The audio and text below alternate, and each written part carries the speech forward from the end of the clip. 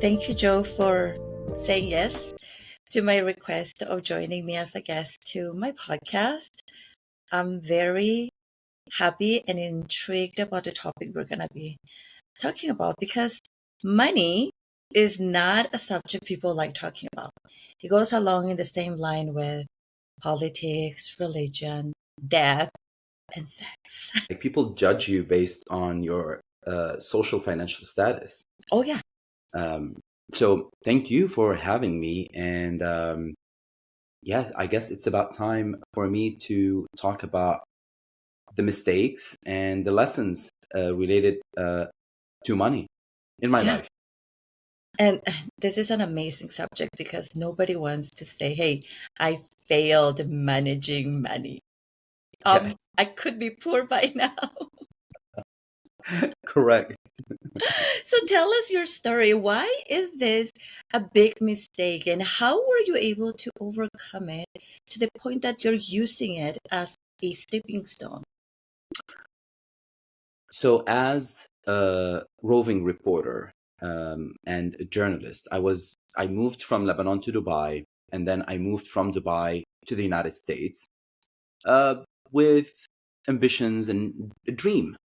And I was able to collect and save around $50,000 in my pocket, in my bank, when I worked in Dubai, thinking I had it all figured out and then I can continue that dream in the United States. So I was excited to start a new chapter and didn't hesitate to put all those savings into my education at Georgetown when I arrived in the United States. I thought this would be a new stepping stone, a new chapter. I could invest in education in a prestigious school, and then, everything would be perfect from there.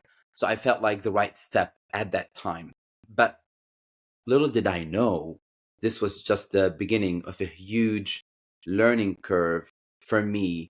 And I didn't learn that investing and learning about money is something that no one teaches us. So that even term, financial literacy, is a whole new term to me that I was like, oh my God, I lack that. I don't have it. So I quickly realized that I was out of my depth and managing my finances in a new country, that a whole new system. So I grew up in Lebanon, moving to Dubai.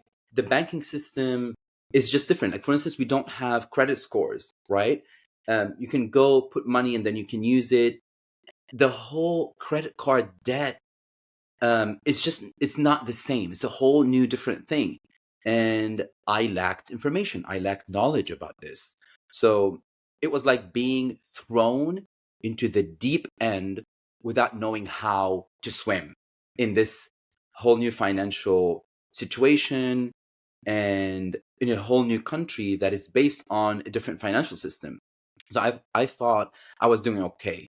But in reality, I was making decisions without understanding the long-term impact of those financial decisions. And it was a wake-up call that financial literacy wasn't just a nice to have thing, but it was essential for survival. And I started having debt. No one told me that probably that $50,000 should have kept in savings and make money out of it when the interest rate in this country was so good in the United States. And then probably take a student loan with a low interest rate. Like, all these things were like, I did not know what's an interest rate in this country. I like anything, any of that. Credit I, score, what does that mean? I So don't credit think card people debt, know that until you're affected by it. And then you start thinking, oh my gosh, how much do I owe? What's the interest rate? and then keeping the same lifestyle. This is the thing. I wanted to maintain the same lifestyle that I had in Dubai, especially as a news anchor and a reporter, moving here, going out with friends, partying. And I was like, yeah, that credit card. And then I can pay it next month. And then little you're collecting that debt. So what I start doing, either taking from my 401k, like my savings, of, at least there's no taxes I'm paying, or interest. So it's my 401k, I will put it back. And then it wouldn't be enough. And I would take a loan. And I wouldn't know like if this loan is good. So those people who are giving you loans, they just want to give you loans. Even if you have a phone call and they would explain the entire situation, they don't have your financial interest. They have their own financial. It's not yours. And I would take, for instance, a loan with 29% interest rate. And then in order for you to start paying off your debt, you have to pay the interest rate that you owe them. So for the first like 3, 4, 5 years, you're not paying off your debt. You're paying off the interest rate, the 29%. That's so first they're sucking the money out of you, and then after those 3, 4, 5 years, you're starting paying your debt. So it takes someone to probably, if they have 30,000 debt, it would take them, I don't know, 14 years or 20 years to pay off their debt. So this is what I start doing. And I felt like I'm drowning, and I wasn't able to talk about it. This is the thing, Christina. It's shame. There's shame. So, oh my God, I do not want people to see me, whether friends, family, or partners, to see me that as someone drowning in debt, or someone, because we link, this is the issue. This is the shame and guilt, that we link money problems into failure. But in a way, it is a failure. It is a mistake that I've done. And yes, I failed myself into having or taking good financial decisions. Why? Each person would have to go back and know why. I know why. I took those decisions earlier that I discussed, and it was all wrong. No one told me what to do. And I don't know. Now there is my partner who's helping me making better decisions. So yeah, I feel like it's energy. Money is energy. Everything is energy, I believe. And then when we get stuck with the negative thoughts of shame that we impose on ourselves, and it's conditioned by the society, I believe we get stuck in it. And it's a spiral web. We won't be able to know how to get out of it, because we do not want others to label us again as failures or people who aren't really good enough in society. So we want to keeping up with societies, right? Yeah, exactly. If you don't talk about it, you cannot get help. Nobody can offer suggestions or actionable steps for you to take. And you have to pretend, and pretending costs money. Yeah. When was the time that you realized, holy shit, I'm in debt? Like something hits you when you realize, oh my gosh, all I'm doing is paying interest rate. I'm not going ahead. You're walking backwards. When was that moment for you? If I want to be honest, I realized that truth long time ago, but we don't like to admit it. We don't like to admit it. We know it, like deep inside, we know it. It's similar to like me being gay when I was a kid. I knew it, but I just don't want to admit it. So we fake it. We fake being straight. We fake being going out and dating girls. It's the same. When there is shame and guilt, we try to mask it. We try to fake it. I don't think it's fair to say that it's recent or it's been like a year or 5 years. I've always known that. That's why I try to fix it in different ways, like getting a loan from here, a loan from there. But it hits you when you're breaking even and you're not being able to save enough, and you're not being able to plan for the future, for the safety that everyone talks about around you. And it hits me more, if I want to be extremely vulnerable with you right now, when I see close friends being able to buy a house or two, and then make adult decisions, like buying a house and then another condo, and then yet being able to rent the other house and having that security, financial security. If something happened in a volatile job market, they have some sort of income coming to them. And I felt at some point in your life, in your 30s and early 40s, I'm in my late 30s now, 39 years old, turning 40 next month, you would realize that, yes, the whole financial situation in the world after COVID, and it's very volatile. So what is your net safety net? So then that's when you start comparing good financial decisions taken by others that started with you on the same path. That's when it hits you. So I got determined to turn things around, and in a way, you start to educate yourself on financial literacy, but also it won't be enough. It's like knowing that you have cancer and you're like, I'm going to educate myself on cancer. That's not going to be enough. So educating myself on financial literacy wasn't enough. Reading books was not enough. Attending workshops was not enough. It's only when we ask for help.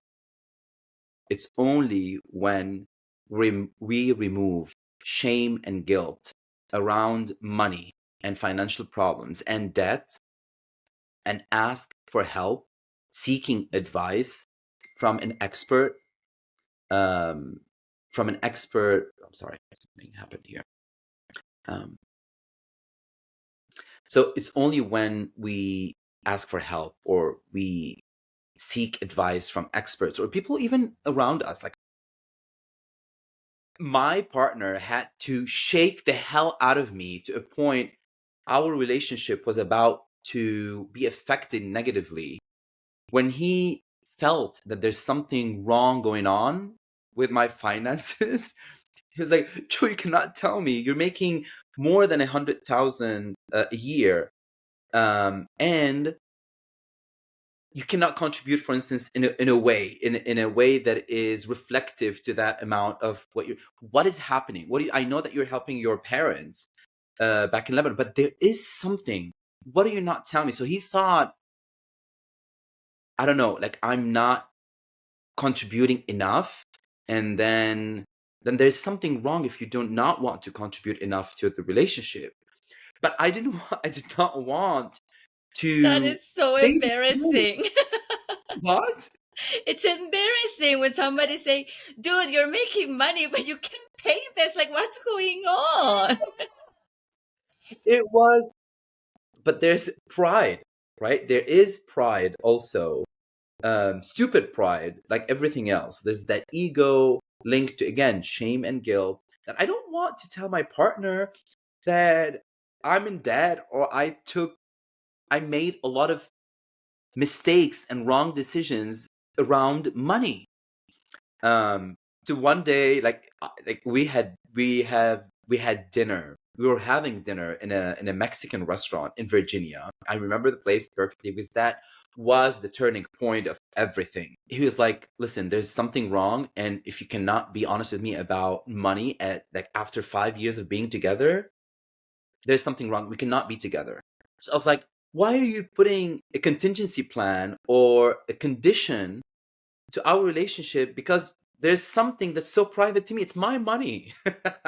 Like, I was still trying to make a case for shame and guilt and not wanting to say the truth.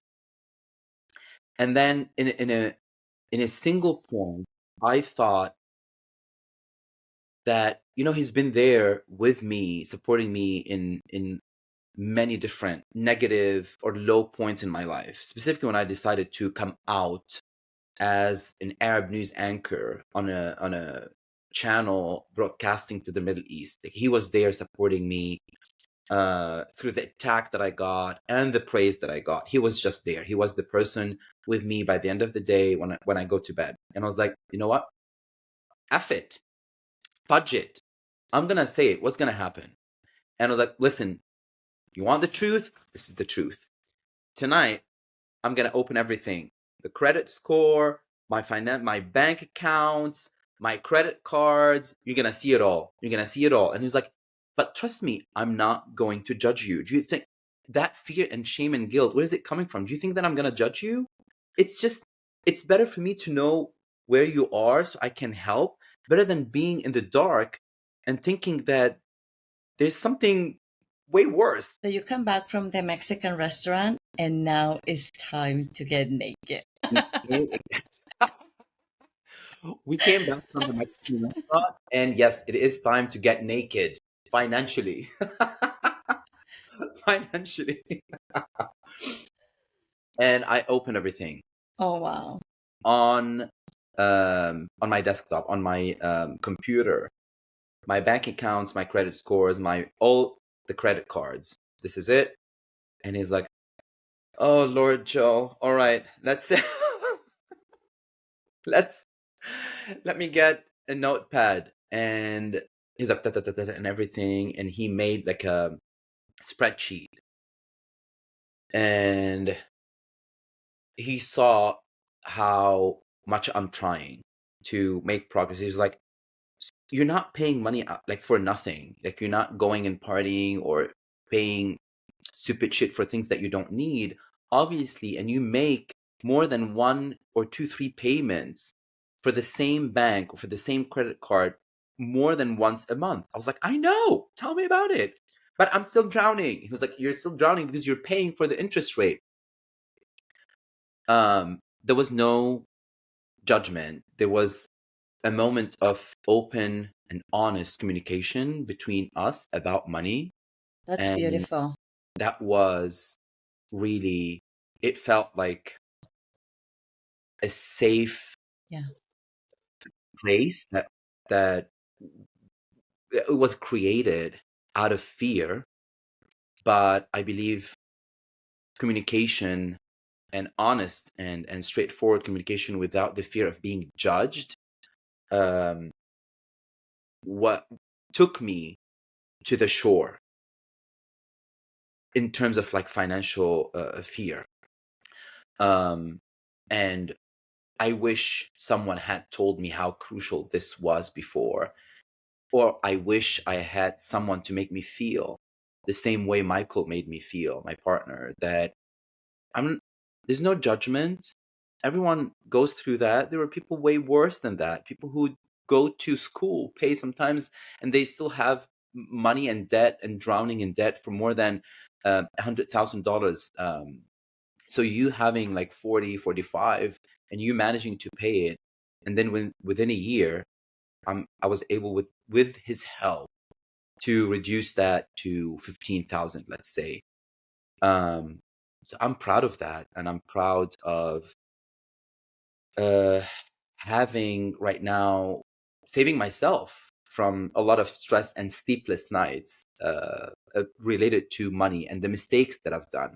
So looking back, I would say, Christina, that I see my financial struggles not just as mistakes, but as stepping stones to growth. But it would not have happened without being honest with myself. When first removing the shame and guilt related to money and financial problems and money problems, and also having an honest communication after having it with yourself, yeah, with the people around you who are willing to help you. Um, so they taught me the value of understanding and managing my finances, and also the resilience in the face of that financial challenge, but also in the way of asking for help.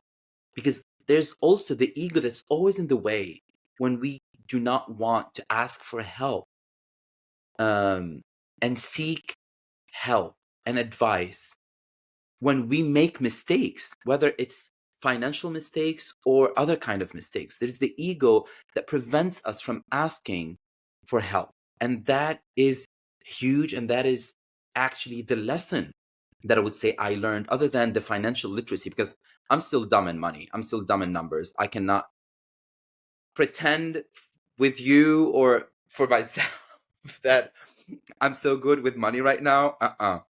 But it's that hard lesson that asking for help had shaped me and made me a better person in all other areas, because also this translated in other areas in my life, a news anchor, as a journalist, as a human being, and as an artist. Asking for help when I'm drowning, asking for help when I made a mistake.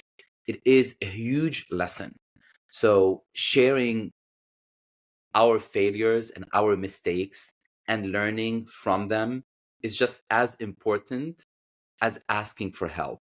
And then celebrating, learning to get out of that mistake instead of just drowning, not asking for help, and not knowing how to get out of it. So my journey through the mistakes that I made related to money and money problems taught me that behind every mistake that we do, an opportunity to learn, being humble, and also grow and becoming stronger with the people that are willing to support us and make us stronger in different aspects of our lives. So I encourage everyone to embrace their financial literacy, but also admitting that they have made mistake related to money or related to anything with an open heart to themselves and with an open mind. Because without these two, without an honest introspection with ourselves, the ego is going to be in the way, and we're not going to be able to overcome these mistakes or overcome these challenges as a chance to learn something valuable.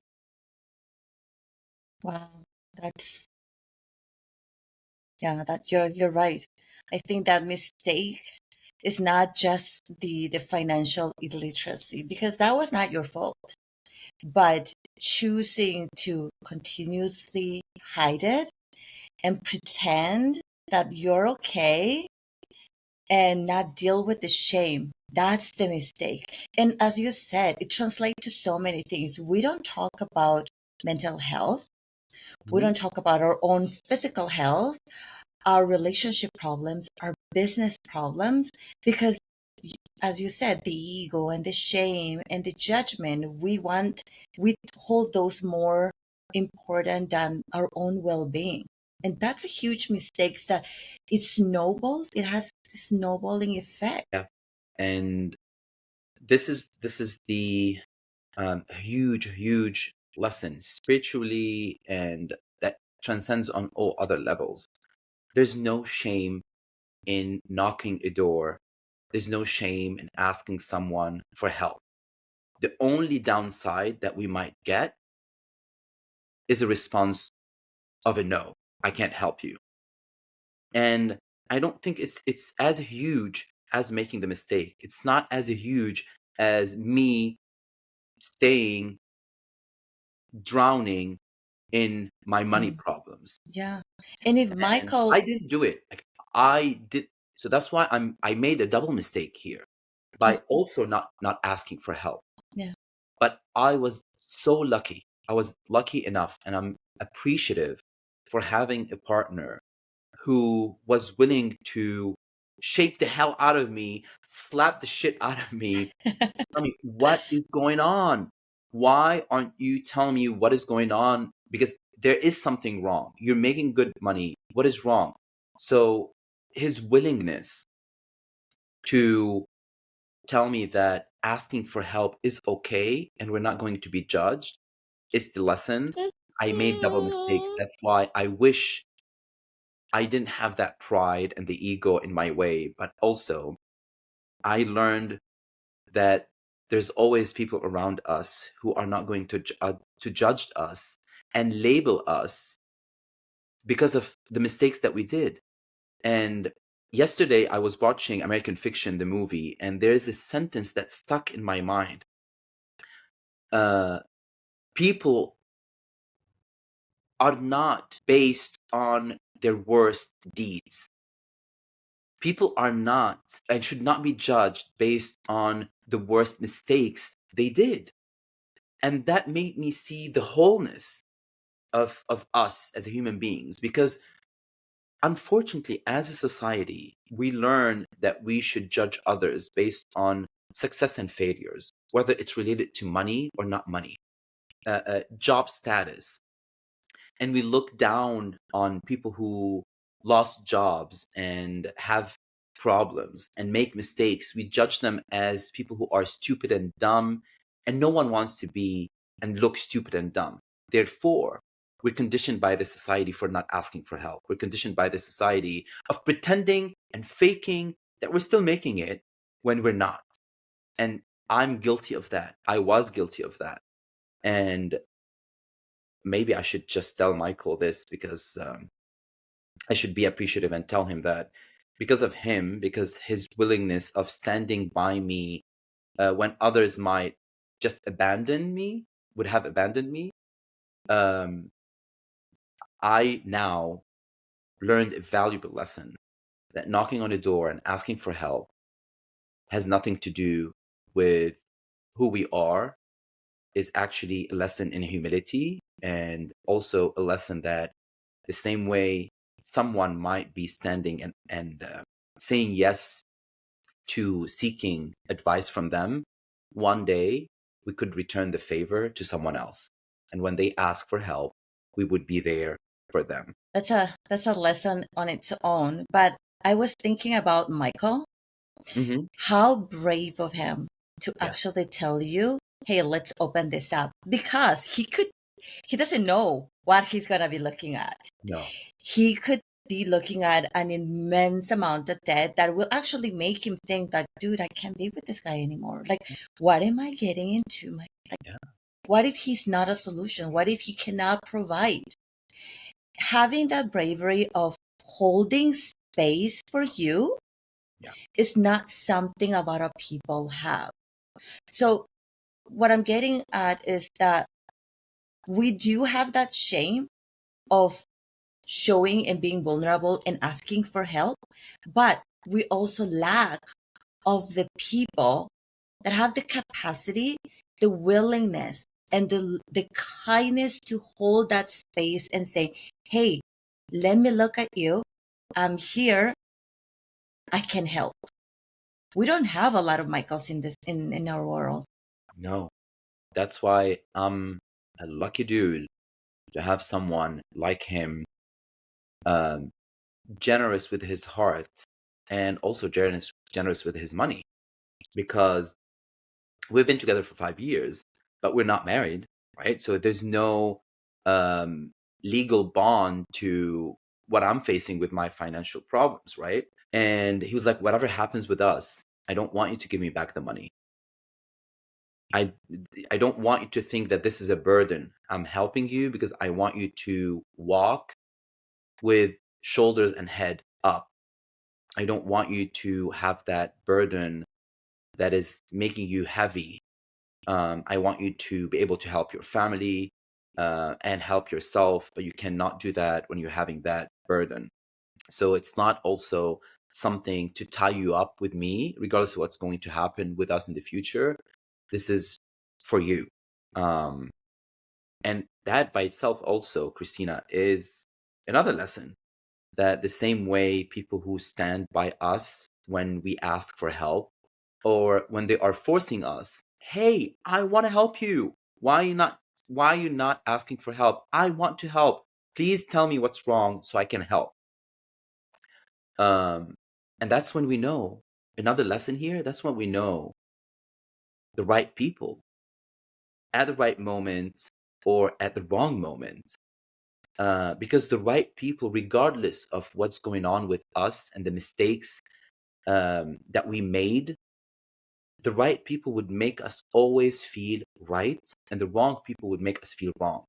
Yeah. It could be making a mistake and having financial problems like I had to face, or maybe cheating, or also making a mistake at job, or being down, any simple stupid thing. Mm-hmm.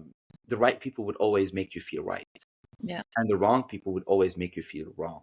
Yeah, he could have made you feel even more shame. He could have guilt tripped you Yeah. and used that as a reason for, power trip you, make you feel bad, make you feel more vulnerable. But there's also a huge part of you, Joe. It's not easy to take money from people, especially when there's a relationship. It's almost like admitting taking that $15,000 is admitting that I screwed up. Like, I need this help. Otherwise, there's no way to get out. Admitting and being humble to accept your mistake from the person, your partner, who can actually judge you, right? Is the closest but the most intimate person, and accepting that help when he's giving you the I just want to say that relationship you have with Michael is not common. It's beautiful and it's so safe. Having a safe relationship, Joe, is not common. And I think you both worked very hard on it. And you were able to establish that. And it's why this lesson actually became a lesson. Because think about it. Those exact moments are reasons why other people break relationships Yeah. and in relationships. But you used it as a stepping stone to bond even stronger, to help each other, to see through the problem and come Yes. stronger. To see through that problem, like we always say, like there was no need um, for a problem or a mistake or a bad situation to be there to appreciate each other, right? But I cannot take away the fact that I'm grateful for learning that appreciation for Michael as my partner in my life through stepping out of that mistake. It made me, because this is the situation that happened. I cannot change it. It is part of my journey today. And it made me appreciate Michael because we both got out of it through his help, and we say through thick and thin, right? And that's literally what it was. It's literally what it was, and we're not married, but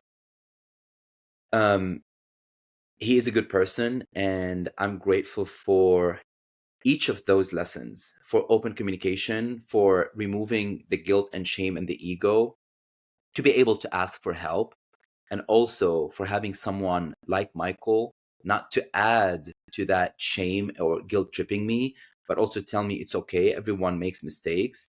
It's going through it together. And I want you to be free out of that financial weight and the mistakes that you made, whether we stayed together or not. So he was not making it to invest in our future together. He's making it without any selfish outcome. Unconditional. Unconditional. Unconditional. Unconditionally. Yes. Yes. That's the beauty of all this is the unconditional support Yeah. and love that he wanted to give you. But I think that played a part, that became a solution because you were open to accept it. Help is only a solution when both parties want to accept and want to give. And you guys made it. Like, it couldn't have been if one of you failed to do your part. It's a beautiful story.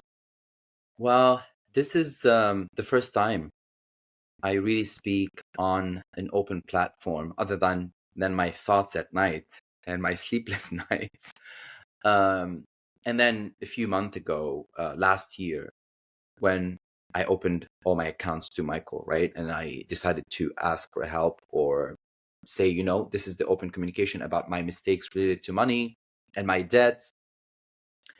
This is the first time I speak about it. And I felt encouraged by Night Owl Nations, the many open storytelling that I've done with the moth storytelling and tapping onto the vulnerability. And when you sent me that link to talk about mistakes, I thought they're like ups and downs things, right?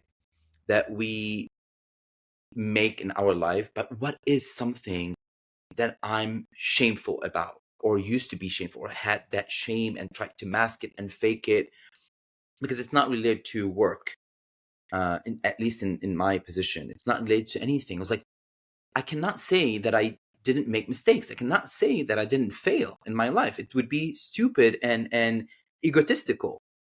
And then I was like, this is it. This is it. And not a lot of people would like to talk about financial struggles. And I was like, this is going to be the time where I'm going to release myself by talking to someone that I've met digitally, you, Christina, through Night Owl Nations. And I was like, I'm going to do it.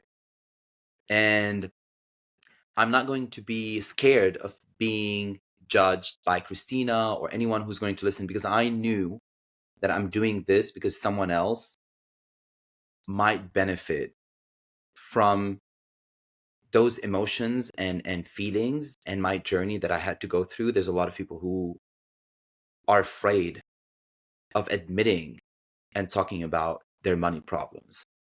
But again, asking for help from experts or from people around you is necessary.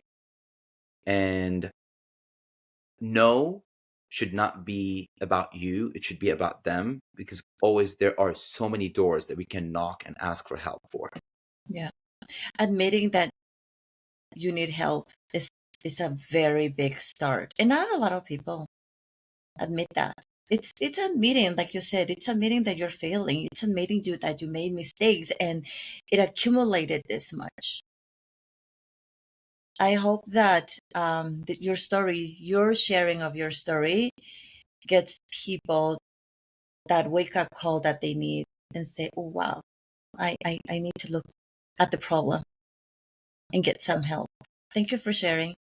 Thank you for giving me this opportunity and this platform to talk about something that it's a taboo. It And is. now I'm trying to dismantle it. And I feel empowered when we challenge those taboos and talk about them and normalize them. So thank you, Yeah. Christina, for that. Thank you.